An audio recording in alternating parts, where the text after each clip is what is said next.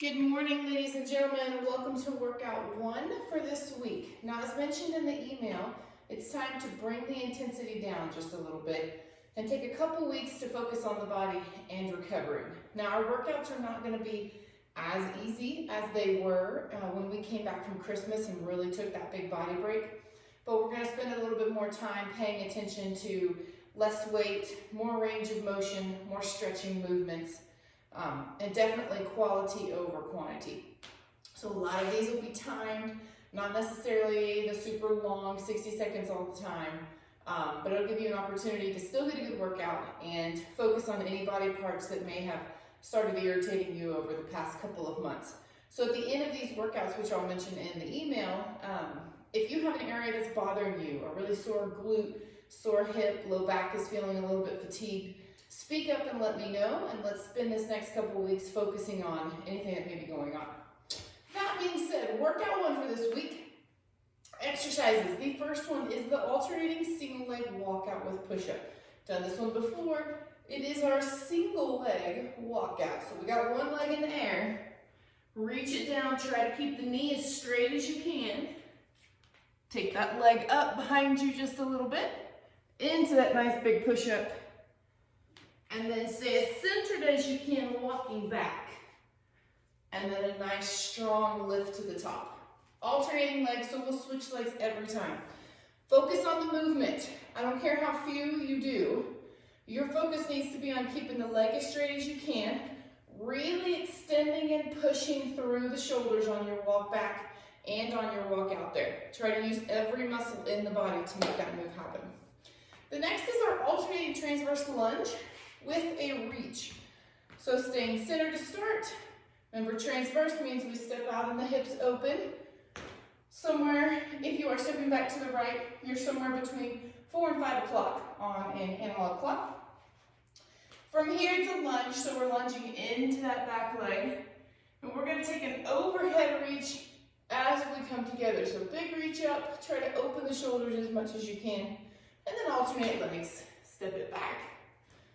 Overhead, nice big reach. Next exercise, your power pike to pigeon. It's been a while since we've done this one.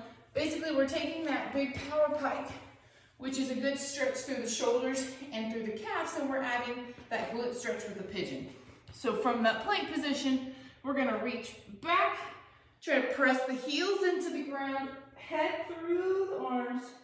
When you come back through center, one knee is gonna come forward, and try to pick your chest up as tall as you can, sitting your weight back into that leg that's bent underneath you. Pause for a second or two, push back, and switch legs through the middle.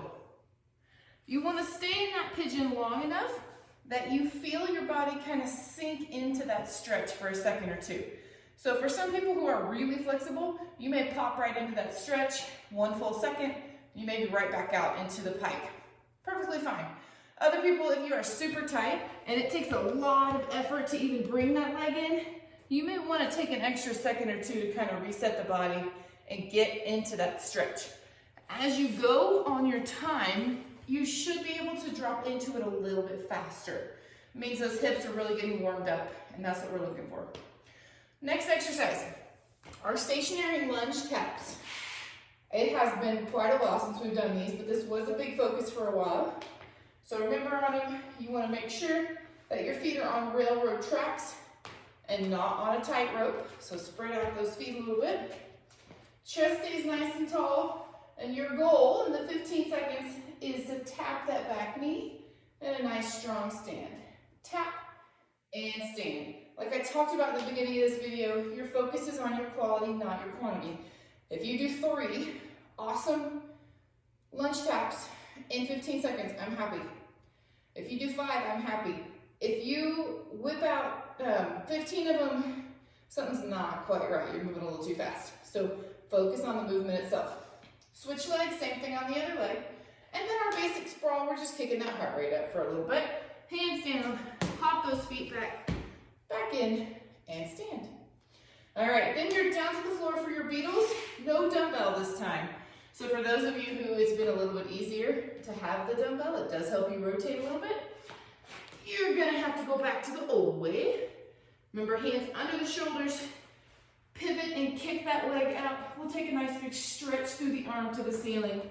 Back to center, alternating sides, open the chest to the ceiling, back to the center. Last two, we have our tuck-ins from flat. So remember on these guys, we're all the way stretched out first.